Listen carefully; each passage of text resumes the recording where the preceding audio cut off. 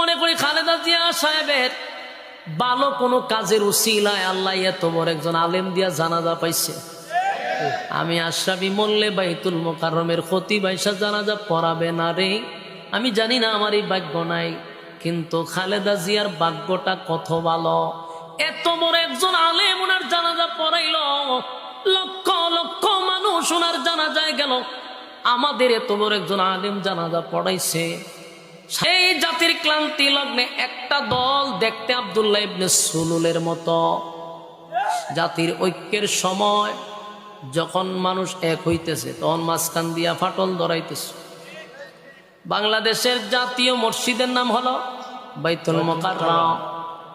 এই বাংলাদেশ সৃষ্টি হওয়ার পরে জাতীয় মসজিদে এত বড় আলেমের আগে ছিল না। কিয়ামত পর্যন্ত থাকবে কিনা আমার সন্দেহ। কেন সন্দেহ জানেন? কারণ যায় দিন ভালো যায়।